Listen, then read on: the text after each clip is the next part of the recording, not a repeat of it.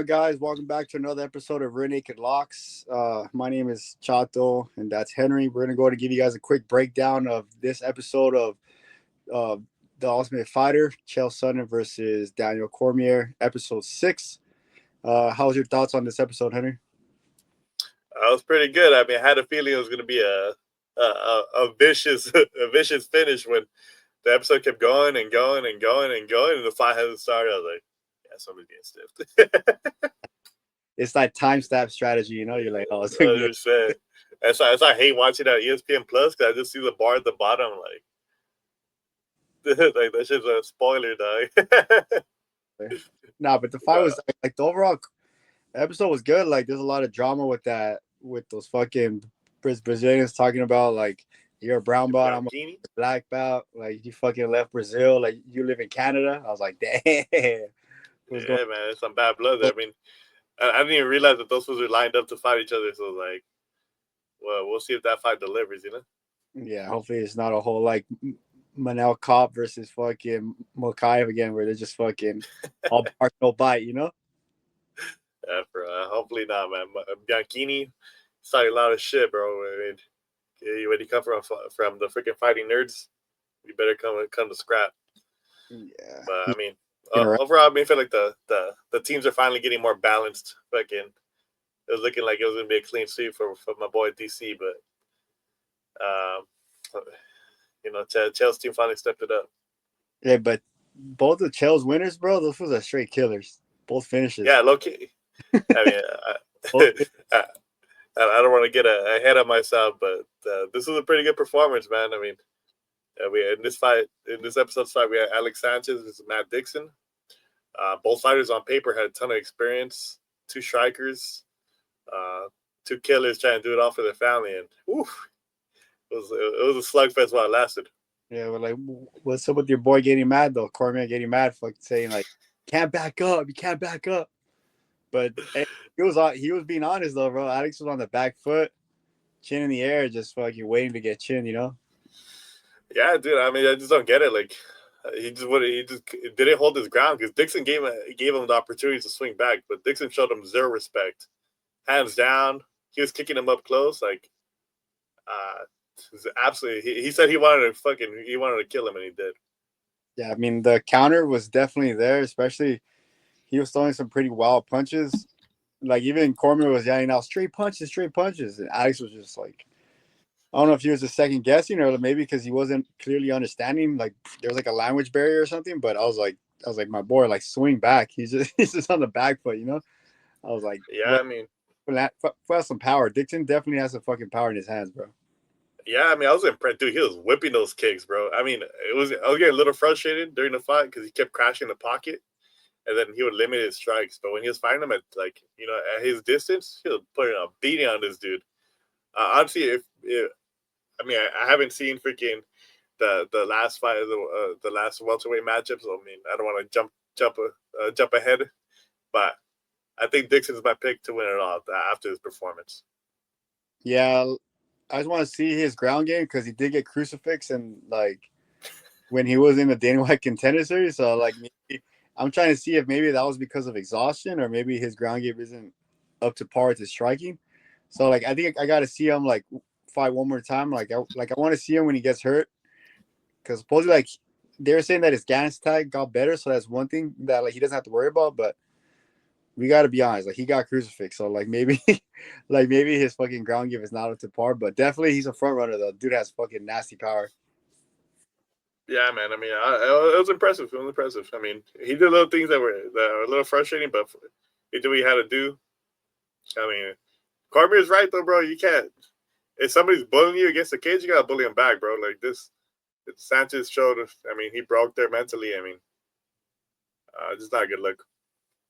Yeah, man, you just gotta listen to your coaches, bro. Like, you just can't get tunnel vision in there, you know? Like, that's how you get slept.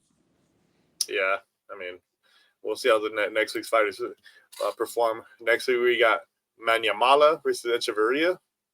I mean, on paper, I mean, it seems like Echeverria should have the edge just based on his experience. But I don't know. What are your thoughts on this one? Yeah, we got South Africa versus Venezuela. I was doing my research and like, I'm gonna go with Echeverria. I was watching some of his fights. Dude's a pressure fighter. You know, he has more experience. He was in the Dana White Contender Series as well.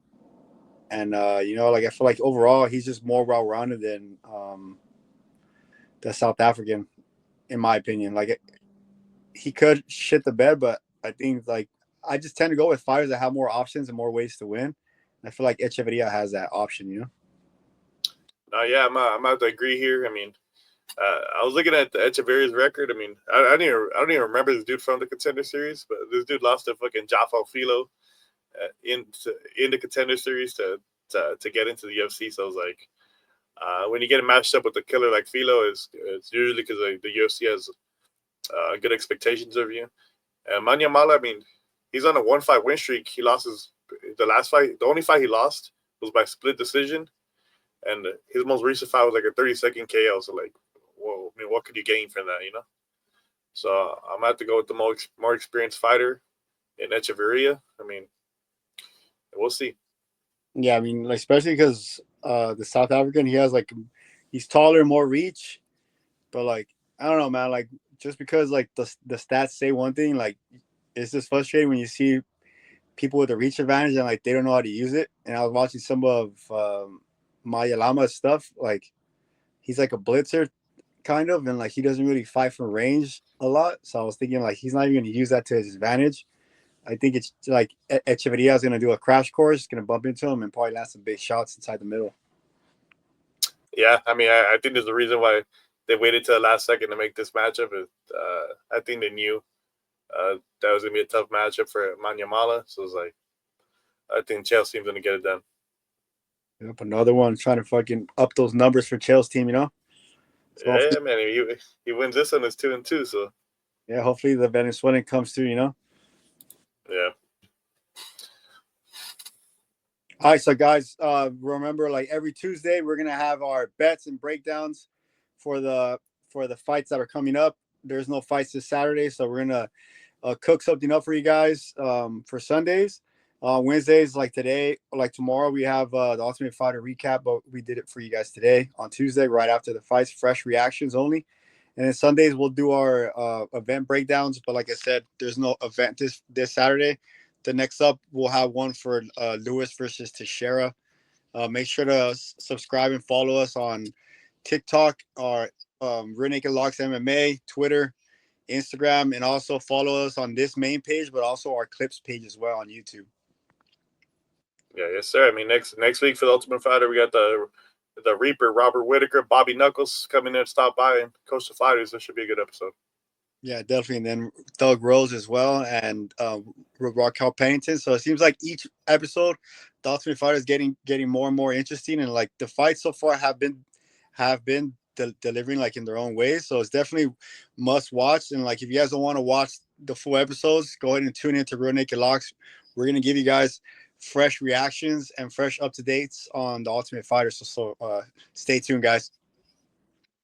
Yeah, I mean, no, it sucks having a week off of UFC, but it's good. It gives us more time to think about the fights and the bets. We went 4 last week, and we plan on keeping that same momentum next week. So be on lookout. If you aren't matching around the world, you should. It's the most profitable bet we have on the channel. Yeah, definitely, guys. So like, make sure to follow, and then don't forget to comment your picks below. The picks that we like to follow, we'll give you guys a shout out. And then remember, just like Henry said, the Around the World parlay. I'm gonna keep on cooking it for you guys. Henry went 11-0 last time. You guys might want to match Henry's full card parlays, guys. Just you never know. It's like Hey man, you never know. $5 would have been 600 for you guys. So that's the thing. You got to tune in. You got to match the bets, and that's the only way to make money. Yeah. All right, guys. We'll catch you guys on the next one. All right. We're Naked Locks out.